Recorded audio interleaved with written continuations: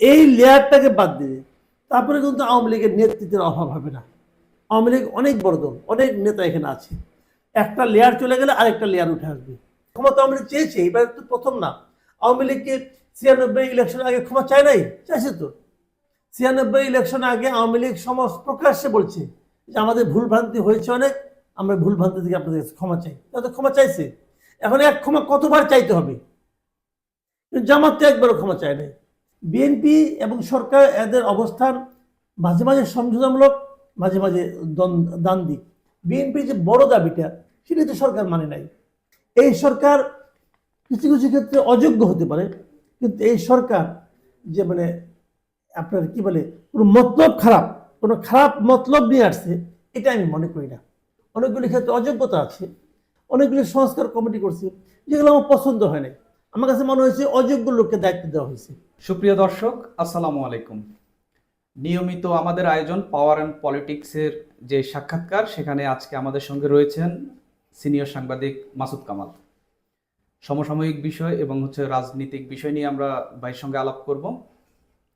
শুরুতেই আপনার কাছে প্রশ্ন, যে গত কিছুদিন ধরে বিএনপি সরকারের কাছে যাই চাচ্ছে আপাত দৃষ্টিতে দেখা যাচ্ছে যে তাই পাচ্ছে। যেমন ধরেন যে নির্বাচন কমিশন গঠন নিয়ে বিএনপির একটি দাবি ছিল, সেটি খালেদা জিয়ার বিদেশ যাওয়া, একটি মামলায় তিনি খালাস পেলেন।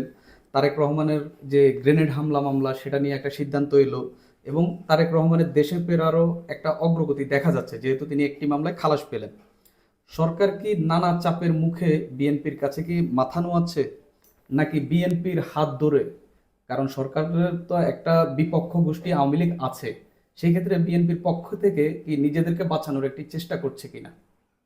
না, আপনার এই যে প্রশ্নটা আপনি করেছেন, এই প্রশ্নে একটা জিনিস ধারণা হয় যে বিএনপি এবং এই সরকার বোঝায় পরস্পরের মুখোমুখি অবস্থানে আছে।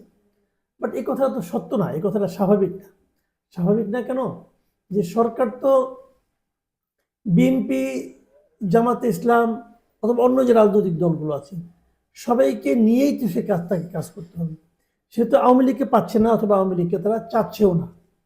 যেহেতু আওয়ামী লীগ নেই, বাকি দলগুলোর সঙ্গে সরকারের অবস্থানটা তো কোনো বিবেচনাতেই বিরোধপূর্ণ হওয়া সরকারের জন্যই মানে আপনার সুবিধাজনক নয়।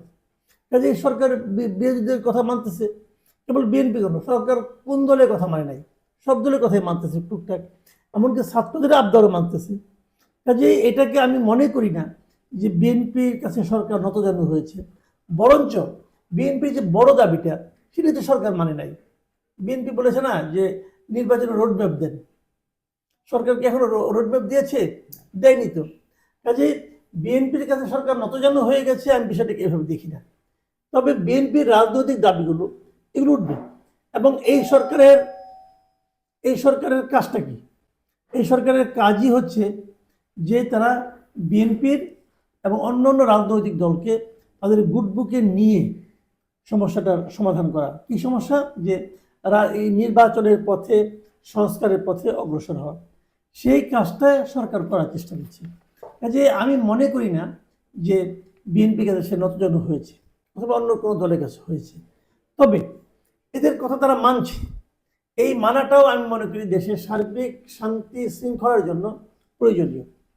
বিষয় যেটা হয়েছে সেটা হলো গিয়ে, একটা কথা বলা হচ্ছে প্রায় যে তারেক রহমানকে মুক্তি দেওয়া হলো, এটা সরকারের জন্য একটা মানে এমন একটা ইন্ডিকেশন কিনা যে তার সরকার বিএনপি দাবিগুলো মানছে। আবার দেখেন বিপরীত দিকে আমি একটা কথা বলি, তারেক রহমানের মামলায় বিশেষ করে আপনার 21 গ্রেনেড হামলা মামলাতে তাকে অব্যাহতি দেওয়া হলো, এটা অবশ্যই বিএনপির জন্য একটা ইতিবাচক দিক। কিন্তু পাশাপাশি ভাবেন তো, সারা দেশে বিএনপির কর্মীদের নামে, নেতাদের নামে এই যে অসংখ্য রাজনৈতিক হয়রানিমূলক মামলা ছিল গত সরকার করেছিল, সেগুলি কি উড্র করা হয়েছে? হয়নি তো। সেগুলো উড্র করা উচিত ছিল আমি মনে করি। বিএনপির এটা প্রাপ্য। তারেক রহমানের বিরুদ্ধে যে মামলা আছে সেটা তো একটা সুনির্দিষ্ট অভিযোগের মামলা, একটা হত্যা মামলা। সেই হত্যা মামলা তাকে নানাভাবে জড়িত করার সুযোগ থাকতেও পারে। কিন্তু এই যে হাজার হাজার লাখ লাখ বিএনপির নেতাকর্মী সারা দেশে ছড়িয়ে ছিটিয়ে আছে, তারা যে এই হয়রানিমূলক রাজনৈতিক মামলায় দিনের পর দিন আদালতে বারান্দায় ঘোরাঘুরি করছে, এখান থেকে তারা কিন্তু সরকারের কাছ থেকে মুক্তি চাইতে পারত। এবং সরকারের উচিত ছিল যেভাবে তারা খালেদা জিয়ার মামলা করে দিয়েছে, উঠাই দিয়েছে, ঠিক একই প্রক্রিয়া সকল রাজনৈতিক হয়রানিমূলক মামলাগুলিকে প্রত্যাহার করে নেওয়া। এটা সরকার কেন করে না আমি জানি না। তো দেখেন সরকারের কিন্তু বিএনপি এটা কিন্তু মূল একটা বিষয়, কিন্তু সেই বিষয়টা কিন্তু বিএনপির এই আকাঙ্ক্ষাটা কিন্তু এই সরকারের মাধ্যমে পালিত হয় নাই, পূরণ হয় নাই। কাজেই বিএনপি এবং সরকার এদের অবস্থান মাঝে মাঝে সমঝোতামূলক, মাঝে মাঝে দ্বান্দ্বিক। এটাই হওয়া উচিত আমি মনে করি। অভ্যুত্থানের পর অন্তর্বর্তীকালীন সরকার গঠন নিয়ে সম্প্রতি বিভিন্ন আলোচনা সমালোচনা শুরু হয়েছে। কেউ কেউ বলছেন এটি একটি সাংবিধানিক প্রতিবিপ্লব হয়েছে। সরকার গঠনের পর 4 মাস হয়ে গেল, অনেকগুলো গুরুত্বপূর্ণ সিদ্ধান্ত সরকার নিল এবং যার প্রক্রিয়া নিয়ে একটা স্বচ্ছতা অস্বচ্ছতার প্রশ্ন থাকছেই। অনেকেই প্রশ্ন তুলছেন যে সরকার পরিচালনা করছে কি ডিপ স্টেট, এরকম প্রশ্ন উঠছে। আপনার কাছে প্রশ্ন, যদি ডিপ স্টেট বলে কিছু সক্রিয় থাকে তাহলে তারা কারা এবং ডিপ স্টেট আসলে কার স্বার্থে কাজ করছে? ডিপ স্টেট বিষয়টা আমি ভালোভাবে বুঝি না। আসলে এটা বলতে গেলে আপনারা কি মিন করছেন, যে সরকারের ভেতরে আরেকটা সরকার আছে? তো সেটা আমার মনে হয় নাই। মনে হয় না এই কারণে, কেন যে যারা সরকার চালাচ্ছে, যাদের আমরা দেখছি আসলে তারাই চালাচ্ছে। এখন এখানে হয়তো কিছু বৃদ্ধ আছেন, কিছু তরুণ আছেন। তরুণদের প্রভাবটা একটু বেশি, তরুণদের সংখ্যায় কম কিন্তু তাদের প্রভাবটা একটু বেশি, এরকম আমার কাছে মনে হয়। কিন্তু আলটিমেটলি ডিসিশন যেগুলো হচ্ছে, সেই ডিসিশনগুলো যে খুব একটা খারাপ হচ্ছে আমি কিন্তু তা মনে করি না। তরুণরা ডিসিশন দিল, তো তরুণদের ডিসিশনগুলো খুব একটা ভুল ভ্রান্তিতে হচ্ছে এটাও আমি মনে করি না। কিছু কিছু ক্ষেত্রে তো দ্বিমত আছেই আমার, সেটা থাকবেই, সেটা যে কারোর সঙ্গেই থাকবে। যে কোনো সরকারি থাক, সব তো আর আমার মতো করে হবে না। তার মতো করে তারা করবে, আমার কিছু পছন্দ হবে, কিছু পছন্দ হবে না। যেগুলো পছন্দ না হয় সেটা সমালোচনা করি। কিন্তু তার মানে এই না যে সরকার দৃশ্যমান একটা আবার অদৃশ্য একটা সরকার আছে, তারা পরিচালনা করছে, তারা অন্য কোনো দেশের স্বার্থ চরিতার্থ করছে এর মাধ্যমে, এরকমটা আমি মনে করি না। এই সরকার কিছু কিছু ক্ষেত্রে অযোগ্য হতে পারে, কিন্তু এই সরকার যে আপনার কি বলে কোনো মতলব খারাপ, কোনো খারাপ মতলব নিয়ে আসছে, এটা আমি মনে করি না। এদের মতলবটা, নিয়তটা ভালো, কিন্তু হয়তো পারে না কিছু করতে। অনেকগুলি ক্ষেত্রে অযোগ্যতা আছে। যেমন অনেকগুলি সংস্কার, তাদের তো মূল লক্ষ্য হলো সংস্কার করা, ইলেকশন কমিশন করা। অনেকগুলি সংস্কার কমিটি করছে, যেগুলো আমার পছন্দ হয় না। আমার কাছে মনে হয়েছে অযোগ্য লোককে দায়িত্ব দেওয়া হয়েছে। এই লোকগুলি একদম আপ টু দ্য মার্ক না, এবং এই লোকগুলি এই কাজে যোগ্য না, এরকম আমার মনে হয়েছে কয়েকটা জায়গায়। কিন্তু আমার মনে যেটা হয় সেটাই যে চূড়ান্ত তাও তো না, এর বাইরেও কিছু থাকতে পারে। কাজে আমি যেটা মনে হচ্ছে সেটা আমি বলেছি। কিন্তু তারা যে নিয়তটাই খারাপ, মনে করেন সরকার ইচ্ছা করে এগুলি করতেছে, খারাপ খারাপ কমিশন করতেছে যাতে নাকি কোনো সংস্কার রিপোর্ট ভালো না আসে, এরকম বোধ হয় না। আমার এরকম মনে হয় না। সরকার হয়তো মানে বুঝতে পারছে না যে কোন লোকটাকে নিতে হবে, সেটা একটা বিষয় হতে পারে। কিন্তু নিয়ত ঠিক আছে, এবং এই জন্য হয়তো অযোগ্য হলে পরে কমিটি হয়তো সেটা ভালো, আমরা এই প্রস্তাব পাবো না, আবার যোগ্য হলে ভালো প্রস্তাব পাবো। দু একটা কমিটি তো খুবই ভালো হয়েছে, সেগুলো থেকে আমরা ভালো প্রস্তাব আশা করতেছি আমি মনে করি। এবং সেগুলো আসলে পরে তারপরে দেখা যাবে কি এই প্রস্তাবগুলো তো আলটিমেটলি যাবে আবার একটা পলিটিক্যাল পার্টির কাছে। তারা এটাকে কীভাবে বাস্তবায়ন করবে, কি করবে না করবে, সেগুলো কিন্তু দেখার ব্যাপার আছে। কাজে আমি খালি সংস্কার কমিটিগুলোতে একটা কথা ভাবি, একটা কথা বলি, সেটা হলো এই কমিটিগুলোতে রাজনৈতিক দলের প্রতিনিধি নেওয়া উচিত ছিল, রাখা উচিত ছিল একজন দুজন করে, তাতে খুব একটা ঝামেলা হতো না। সেটা তারা কেন রাখে নাই আমি জানি না। পলিটিক্যাল পার্টি, এনজিওদের অথবা সুশীলদের দেওয়া সাজেশন অনুযায়ী দেশ চালাবে, এটা আলটিমেটলি শেষ পর্যন্ত হবে বলে আমি মনে করি না। সরকারের একজন গুরুত্বপূর্ণ উপদেষ্টা হলেন মাহফুজ আলম। তিনি কিছুদিন আগে একটি স্ট্যাটাস দিলেন যে আওয়ামী লীগকে যদি রাজনীতি করতে হয় তাহলে ৭১ পরবর্তী বঙ্গবন্ধু শেখ মুজিবুর রহমানের যে শাসনামল এবং শেখ হাসিনার ফ্যাসিবাদীর যে শাসনামল, এটার জন্য ক্ষমা চাইতে হবে, বিচারের মুখোমুখি হতে হবে।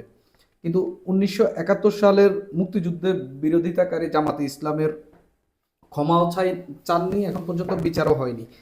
আপনার কি মনে হয় মুক্তিযুদ্ধের বিরোধিতাকারীদের ক্ষমা চাইতে না বলে মুক্তিযুদ্ধের নেতৃত্ব দেওয়া দলকে এই ক্ষমা চাইতে বলাটা কি কিছুটা উদ্দেশ্যমূলক ও পক্ষপাত দুষ্ট কিনা? এর নেপথ্যে কি বিশেষ কোনো রাজনীতি? না, আমি এভাবে মনে করি না। আমার কথা হলো কি, তারা যেটা বলতে চাচ্ছে যে 71-এর পর 71 থেকে 75 পর্যন্ত এই দেশটাকে, 72 থেকে 75 পর্যন্ত এই 3.5 বছর এই দেশটাকে আওয়ামী লীগ তখন যে সরকার ছিল তারা ভালোভাবে চালাতে পারেনি, ওই সময় মানুষের কষ্ট ছিল, দুর্ভিক্ষ ছিল, অমুক তমুক অনেক কিছু ছিল।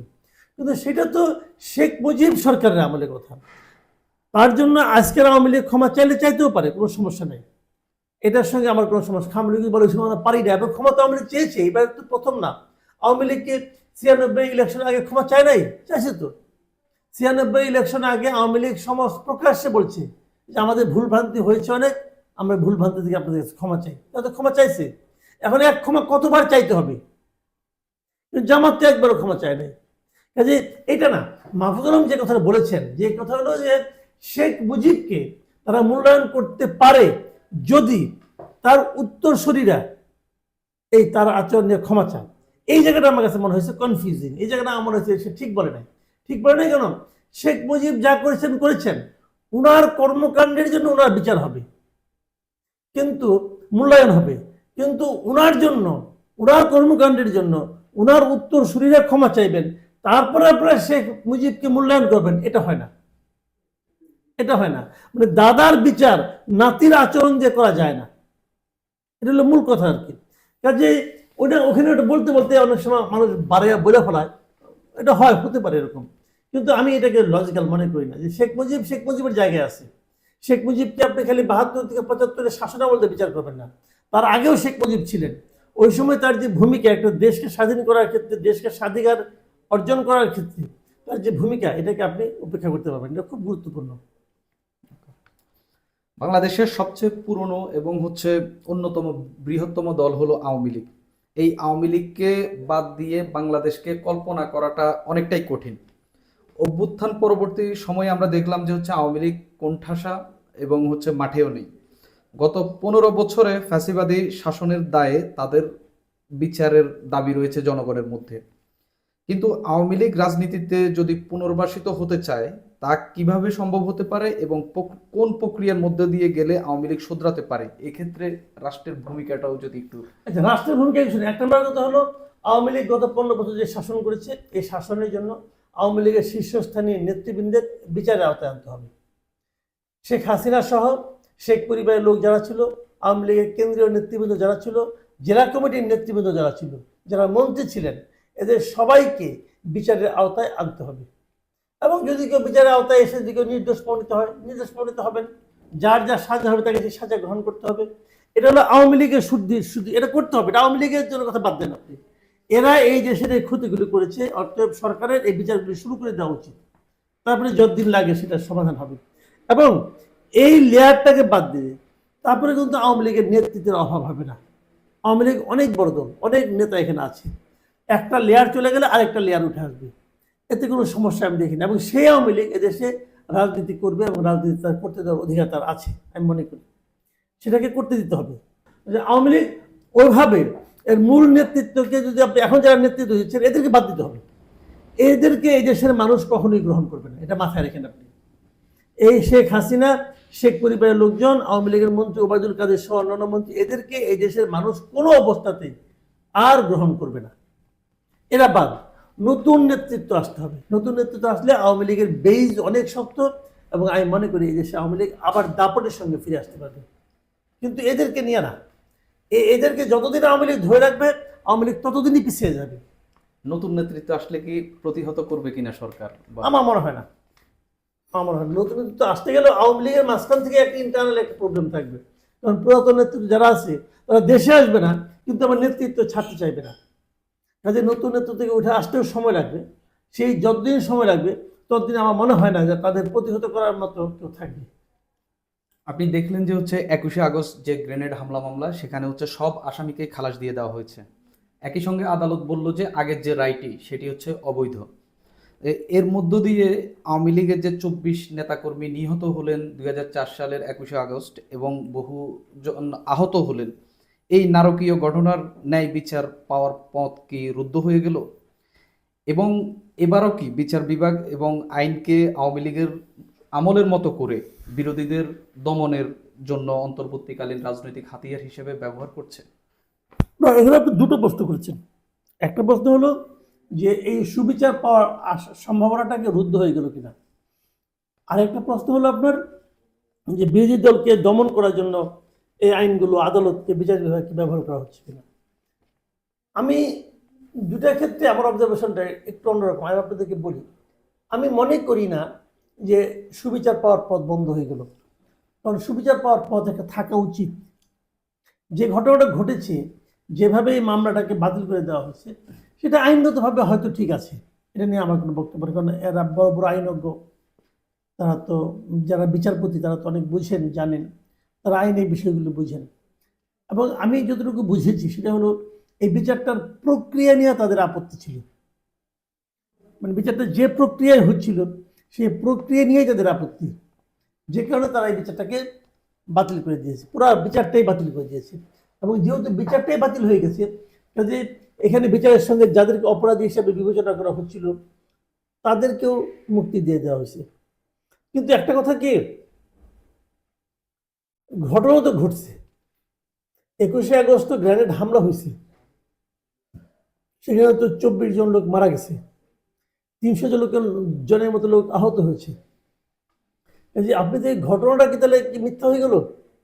তাহলে কি এই ঘটনা যারা নাকি ক্ষতিগ্রস্ত তারা কি কোনো সুবিচার পাবে না? এই সুবিচার দেওয়ার দায়িত্ব কার? রাষ্ট্রের দায়িত্ব। রাষ্ট্র কি সেই দায়িত্বটা পালন করবে না? রাষ্ট্র বলতেছে এখন যে ওই মামলার তদন্ত ঠিকভাবে হয়নি। ঠিক আছে, তাহলে আপনারা নতুন করে তদন্ত করেন।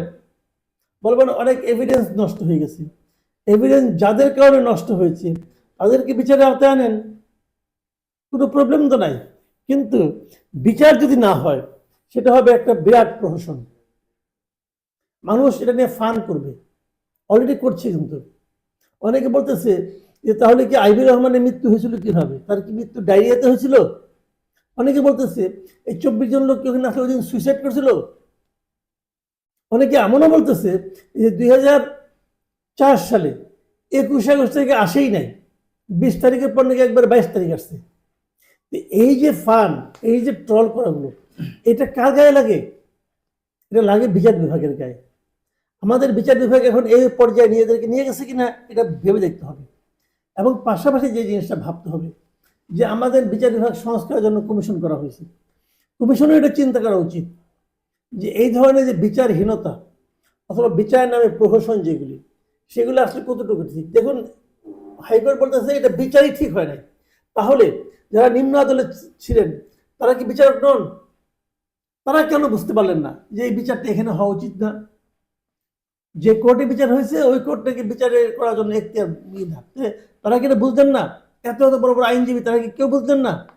এমনকি তখন যারা বিরোধী আইনজীবী ছিলেন, মানে যারা নাকি আসামি পক্ষের আইনজীবী ছিলেন, তারাও তখনও এই কথাটা কেউ বললেন না কেন?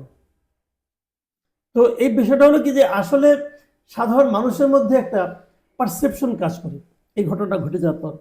সেই পারসেপশনটা হলো যে তারা মনে করে সরকার পাল্টে গেছে, বিচার পাল্টে যাবে। এই যে সাধারণ মানুষের মধ্যে চিন্তাটা, এই চিন্তাটা কিন্তু দেশে একটা সুশাসনের ক্ষেত্রে এটা কিন্তু একটা ভয়ঙ্কর চিন্তা। মানুষ মনে করে মানুষ আসলে একসময় সুবিচার হয়তো নাও পেতে পারে, যত বড় অন্যায় হোক, যদি সুবিচার দিতে না, যদি সরকার এখানে ইনভলভ হয়ে যায়, যদি রাজনীতি এখানে ইনভলভ হয়ে যায়, তাহলে সুবিচার মানুষ নাও পেতে পারে। এই ধরনের একটা ধারণা মানুষের মনে যত দিন যাচ্ছে ততই দৃঢ় হয়ে যাচ্ছে। আমরা দেখলাম যে হচ্ছে মমতা ব্যানার্জি পশ্চিমবঙ্গের মুখ্যমন্ত্রী, তিনি একটি বক্তব্য দিয়েছেন। সেখানে তিনি বললেন যে হচ্ছে বাংলাদেশে একটি বিশৃঙ্খল পরিস্থিতি বিরাজ করছে এবং এখানে শান্তিরক্ষী, জাতিসংঘের শান্তিরক্ষী যে যারা রয়েছেন তাদেরকে এখানে মোতায়েন করা উচিত এবং প্রধানমন্ত্রী নরেন্দ্র মোদী যেন এটিতে হস্তক্ষেপ করেন। আপনি কি মনে করেন যে বাংলাদেশে আসলে শান্তিরক্ষী মোতায়েনের মতো সেরকম পরিস্থিতি তৈরি হয়েছে কিনা? যদি না হয়ে থাকে তাহলে এমন কথা কেন বলছেন এবং বাংলাদেশ আর ভারতের সম্পর্ক এখন কোন অবস্থানে রয়েছে? দেখেন, আমি মনে করি মমতা বন্দ্যোপাধ্যায়ের এই কথাটা টোটালি কূটনৈতিক শিষ্টাচার বহির্ভূত কথা। তিনি এভাবে কথা বলতে পারেন না। উনি পাগলামি ছাগলামি মাঝে মাঝে করেন, যা করেন ওনার দেশের লোক যদি মেনে নেয় ওনারা নিতে পারেন, আমাদের কোনো আপত্তি নাই। কিন্তু ওনার পাগলামি ছাগলামি যদি আমাদের দেশকে লক্ষ্য করে হয়, তখন এটা আমরা তীব্র প্রতিবাদ জানানো উচিত আমি মনে করি। আমি মনে করি আমাদের সরকারের এই সমস্ত কথার তীব্র প্রতিবাদ করা উচিত। এটা কোনো সুস্থ মানুষের কথা হতে পারে না। আমাদের এখানে যিনি জাতিসংঘ শান্তি রক্ষা বাহিনী আনতে বলছেন, কেন? কি হয়েছে দেশে? কি হয়েছে? একটা উদাহরণ দিতে পারেন না, একটা উদাহরণ দিতে পারেন কি হয়েছে? আমরা এরকম 20টা উদাহরণ দিতে পারবো ভারতে প্রতিদিন কি হচ্ছে। তো এখানে কি হয়েছে আপনি, তারা যেগুলো বলতে যাচ্ছে। আমি আজকে একটা পত্রিকার একজন সম্পাদকের সঙ্গে আলাপ করছিলাম, তাকে আমি জিজ্ঞাসা করছিলাম, ভাই আপনাদের কি অবস্থা বলেন তো দেখি, সারা দেশ থেকে আপনি কি ইনফরমেশন পাচ্ছেন। বলছে সারা দেশে একটা ঘটনা কেউ আমাদের দেখাক, গত 7 দিনে একটা ঘটনা দেখাক। তবে এখানে আমি মনে করি আমাদের সরকারের কিছু ভুল আছে, তারা হ্যান্ডেলিং ঠিক মতো করতে পারে না। যেমন ধরেন চিন্ময় কৃষ্ণ দাস, তাকে অ্যারেস্ট করা হয়েছে। তাকে অ্যারেস্ট করা আমি মনে করি আমাদের সরকারের জন্য একটা ভুল হয়েছে, স্টেপ হয়েছে। এটা কোনো দরকার ছিল না। এই অ্যারেস্ট করে বরং আমরা একটা নেগেটিভ অবস্থায় চলে গেছি। এই কাজটা ঠিক হয়নি আমার বিবেচনায়। সম্পর্কের জায়গাটা এখন কোন অবস্থানে আছে? সম্পর্কের জায়গাটা ভালো না। 5 আগস্টের পর থেকে আমাদের সঙ্গে ভারতের সম্পর্কের অবস্থা মোটেই ভালো না, এবং এটা কেন ভালো না এটা আমার কাছে ক্লিয়ার না। এবং আমি মনে করি এই ভালো না থাকার পেছনে ভারতের ভূমিকাই বেশি। ভারত কেন যেন শেখ হাসিনার বিদায়টাকে মেনে নিতে পারছে না। ভারত কেন যেন মনে করছে, শেখ হাসিনা এখনো মনে করছে যে শেখ হাসিনা বোধ হয় একটা ষড়যন্ত্রের মাধ্যমে, ষড়যন্ত্রের কারণে তাকে দেশ ছাড়তে হয়েছে। But this is not reality. ভারতকে মানতে হবে যে এদেশের জনগণ শেখ হাসিনাকে আর চায় না, এবং জনগণ চায় না বলেই শেখ হাসিনা এই দেশ থেকে পালাতে বাধ্য হয়েছে। এটা মাথায় রাখতে হবে। কাজেই এইটা ভারত যত দ্রুত মেনে নিবে তত আমি মনে করি দুই দেশের সম্পর্কটা ভালো হবে। এমন কিছু মনে করার কোনো কারণ নাই। Doctor Yunus anti Indian, doctor ইউনূসকে কিন্তু আপনি আপনার পথে নিতে পারেন, আপনার সঙ্গে আলোচনা করতে পারেন। এবং বাস্তবতা হলো শেখ হাসিনাকে ছাড়াই এখন ভারতকে আমাদের কোনো রাষ্ট্রনায়কের সঙ্গে অথবা সরকার প্রধানের সঙ্গে আলোচনা করতে হবে। সেটা ইউনূস হোক অথবা পরবর্তীতে নির্বাচনের মধ্যে যে আসুক, তার সঙ্গে ইন্ডিয়াকে আলোচনা করতে হবে। এটাই রিয়েলিটি। এই বাস্তবতা ইন্ডিয়া কেন মানতে যাচ্ছে না আমি জানি না, এবং এভাবে না মানলে ইন্ডিয়ার জন্য কোনো লাভ হবে বলে আমি মনে করি না। এই কয়েকদিন আগেই হচ্ছে সাংবাদিক ইলিয়াস হোসেন, যিনি হচ্ছে বিদেশে রয়েছেন, তিনি একটি ভিডিও দিয়েছেন তার চ্যানেলে। সেখানে তিনি আসিফ নজরুলকে ভারতের এজেন্ট হয়ে কাজ করার কথা বলেছেন। এই বক্তব্যের যে প্রতিক্রিয়া, সেখানে আসিফ নজরুল বললেন যে হচ্ছে ভারতের স্ক্রিপ্ট বাস্তবায়ন হচ্ছে, অর্থাৎ তিনি ইলিয়াস হোসেনকে বললেন যে হচ্ছে তিনিও ভারতের হয়ে কাজ করছেন, একে অন্যকে ভারতের দোসর বলছেন। এমন পরিস্থিতি আসলে কেন? এই পরিস্থিতি হলো ইলিয়াস হোসেনের কি এজেন্ডা আমি জানি না। আমার মনে হয় ইলিয়াস হোসেন যে কাজটা করেছে এটা কোনো ধরনের সাংবাদিকতার মধ্যে পড়ে না। সে জাস্ট কিছু প্রোপাগান্ডা ছড়িয়েছে, এবং ইন্টারেস্টিংলি তার এই সমস্ত বক্তব্যের পেছনে কোনো রকম তথ্য সূত্র, কোনো রকম সোর্স, কোথা থেকে সে তথ্যগুলি পাইছে, নাকি তার মন গড়া রাত্রেবেলা কি স্বপ্ন দেখছিল, সে স্বপ্নের কাহিনী বর্ণনা করলো, আমি কিছু বুঝতে পারি না। এটা কোনো কথা হইতে পারে না। ওই ইলিয়াস হোসেন যেভাবে যা ইচ্ছাতে বলে যাচ্ছে। আসিফ নজরুল তো বললো, ইলিয়াস হোসেন বলতেছে আসিফ নজরুলের সময় ক্যান্টনমেন্টে ছিল, তার সঙ্গে আলাপ করেছে। আসিফ নজরুল নিজে বললো যে সে কোন টিচারের বাসায় ছিল তাও বলে দিল। তাহলে আমরা কোনটা মানবো? ইলিয়াস আসুক, এসে প্রমাণ করুক। শুনেন ভাই, ওই আমেরিকায় বসে বসে না, বিদেশে বসে বসে এদের সম্পর্কে অনেক কিছু বলা যায়, কোনো দায় দায়িত্ব নাই, যা ইচ্ছাতে পাগলের প্রলাপের মতো বলে গেলাম। This is not journalism. এবং এভাবে অনেকগুলি আরবি অফিসার এসে নাম ধরে ধরে বলতেছে এইটা করছে, এইটা করছে, এইটা করছে, সেটা বলতে পারে না। সাংবাদিক হিসেবে ইলিয়াস হোসেন যতদিন বাংলাদেশে ছিল সে অত্যন্ত কি বলবো আপনাকে, অতি সাধারণ মানের একজন সাংবাদিক ছিল। সে আসলে সাংবাদিক ছিল কিনা এটা আমার সন্দেহ আছে, কারণ সে একটা অনুষ্ঠানে উপস্থাপনা করত। এইটুকুই তো, এটুকু সে উপস্থাপক তাকে বলতে পারেন আপনি, বড় যোগ। সে এখন আমেরিকায় যায় নিয়ে কি বলতেছে, ওই ভাবে নাটকীয় ভঙ্গিতে উপস্থাপন করতেছে, অমুক জায়গায় অতটার সময় অমুক আসলো, তমুক আসলো, সে ও দেখছে। ওর সোর্স কি? ওর নাকি কেউ বলছে, কে বলছে, কে বলছে? নাম বলেন। নাম বলতে পারবেন না। আজকে কাহিনী বানালে হবে ভাই? এই রূপকথার গল্প এ বইলা কিছু অর্ধশিক্ষিত লোক আছে, এদেরকে উত্তেজিত করে। এই হলো ইলিয়াস হোসেনের কাজ। কাজে এইটা নিয়ে আমি মন্তব্য করতে চাই না। এবং ডক্টর আসিফ নজরুল যে কথা বলছেন, আমি ওনাকে সমর্থন জানাচ্ছি। ক্ষেত্রে আসিফ নজরুল বলছে যে কল্পনারও অতীত কাহিনী সে বর্ণনা করতেছে। আসিফ নজরুল দেশে আছে, ফলে তাকে চ্যালেঞ্জ করেন, প্রমাণ করেন। আপনি প্রমাণ করবেন না, আজগুবি কথা বলে দেবেন, আর সেটা আমাদেরকে শুনতে হবে, বুঝতে হবে। এটা হয় না ভাই, দেশটা তো সহজ না। শেখ হাসিনা বর্তমানে ভারতে রয়েছেন, তার দল সেখান থেকেই পরিচালিত হচ্ছে, যেহেতু তিনি দলের সভাপতি। বিএনপিও মাঝে মাঝে ভারতে যায়। ডেইলি স্টার, প্রথম আলো, ভারতীয় পারপাস সার্ভ করতেছে, এরকম একটি কথা বাংলাদেশে চলমান আছে এবং আমরা দেখলাম যে এটা নিয়ে আন্দোলনও হলো ডেইলি স্টার, প্রথম আলোর সামনে। ভারত বিরোধিতা কি বাংলাদেশের রাজনীতিক যে সংস্কৃতি রয়েছে এটি এই সংস্কৃতিতে পরিণত হচ্ছে কিনা, নাকি বাংলাদেশ ভারতের কদর রাজ্যে পরিণত হচ্ছে? না, বাংলাদেশ ভারতের করদ রাজ্যে পরিণত হচ্ছে এটা আমি মনে করি না। একটা বিষয় কি জানেন, বাংলাদেশে এন্টি ইন্ডিয়ান সেন্টিমেন্টটা বেশ কার্যকর। বাংলাদেশের মানুষ বিশেষ কিছু কারণে ভারতের সঙ্গে ভারতীয় ব্যাপারটাকে খুব একটা পছন্দ করে না। এর কারণটা বেসিক্যালি হয়েছে আমাদের পূর্ববর্তী যে হাসিনা গভর্নমেন্ট আছে, সেই হাসিনা গভর্নমেন্টের অতি ভারত প্রীতি। হাসিনা গভর্নমেন্ট খুব বেশি ভারত প্রীতি দেখাতো এবং সেই কারণে হাসিনা গভর্নমেন্ট যখন একটা গভর্নমেন্ট অজনপ্রিয় হয়ে যায়, সেই গভর্নমেন্ট যে যে কাজ করে সাধারণ মানুষ সেই কাজের বিরোধিতা করে। এটাই ছিল মূল সেন্টিমেন্টটা। এবং এই হাসিনা গভর্নমেন্টকে আবার ভারত নিঃশর্ত সমর্থন দিত, যে কারণে ভারত বাংলাদেশের সাধারণ মানুষের কাছে আরো অজনপ্রিয় হয়ে গেছে। এটা হলো বেসিক কারণ। এই কারণটা যদি আপনি বুঝেন তাহলে আর কোনো সমস্যা নাই। তো এই কারণে হাসিনা গভর্নমেন্টের উপর যত ঘৃণা, হাসিনা গভর্নমেন্টের অযোগ্যতার কারণে হোক, তাদের স্বৈরাচারী শাসনের কারণে হোক, সব ঘৃণা যে কিন্তু আলটিমেটলি ভারতের উপর যে পড়েছে, যে কারণে ভারতের ব্যাপারে এই মুহূর্তে আমাদের সাধারণ মানুষের এরকম ক্ষোভ। আর ভারতের ব্যাপারে হলো, ভারত আমাদের মনে করেন প্রতিবেশী। তো আপনি কিন্তু চাইলেই প্রতিবেশীকে চেঞ্জ করতে পারবেন না। তো ভারত আমাদের নিয়তি, ভারত থাকবে এখানে। এখন ভারত এতদিন যে প্র্যাকটিসটা আমাদের সঙ্গে করতো, শেখ হাসিনার কল্যাণে, শেখ হাসিনার কারণে, শেখ হাসিনার মেরুদণ্ডহীনতার কারণে, অথবা শেখ হাসিনার নতজানু কূটনীতির কারণে, সেই আচরণটা তারা এখনো করতে চাইবে, এটা স্বাভাবিক। কিন্তু সেটা বর্তমান সরকার মেনে নেবে, এটাও স্বাভাবিক না। এবং যখন এই সরকার মেনে না নেয়, তখন ভারত একটু হতাশ হয়। এটাই মূল সমস্যা কিন্তু, যে কারণে ভারত এখন একটু থমকে গেছে, একটু হতাশ হয়েছে।